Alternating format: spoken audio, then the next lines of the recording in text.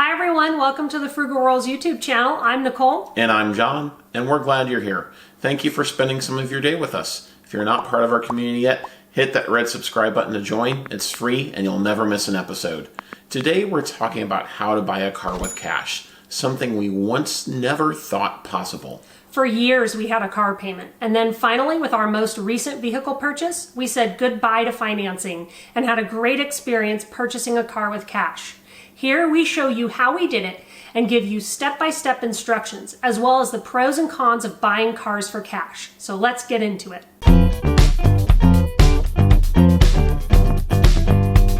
The first step in how to buy a car with cash is to save your money. Now I know you might feel like saving money for a car seems impossible, but it's not. Whether you need to save $10, $20, or even $30,000 for a car, you can do it $1 at a time. The first step is to open a savings account for your new car and set up automatic deposits to it. You can have money go into that account every week, every 2 weeks, or once a month.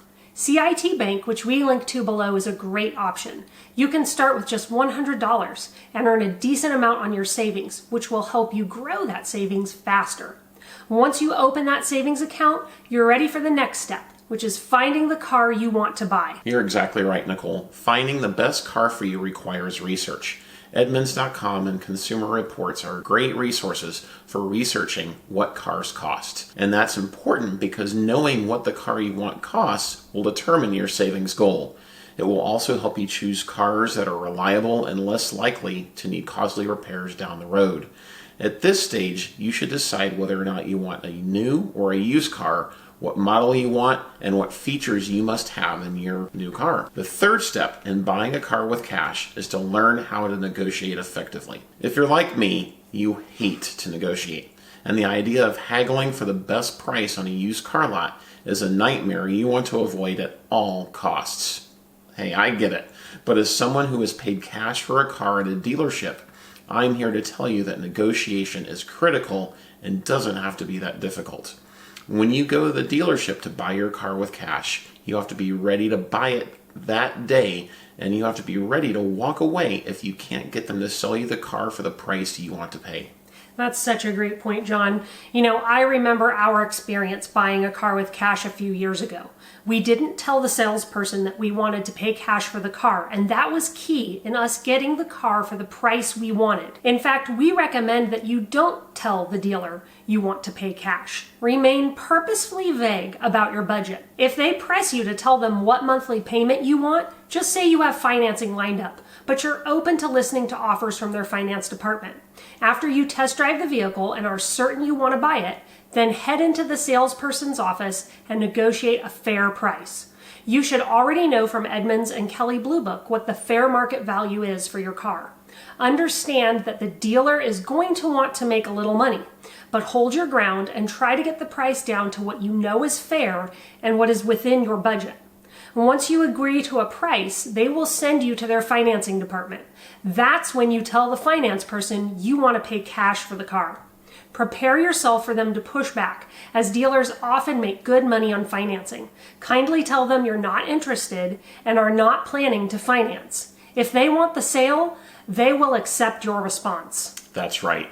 From here, you're ready for the next to last step. Taking the car to a mechanic. If you're buying a used car with cash, it's a good idea to have a trusted mechanic look over the car. Most mechanics charge anywhere from $75 to $100 for the service. It's something we did, and it's well worth the cost. Most reputable dealers will allow you to do this, and they understand it.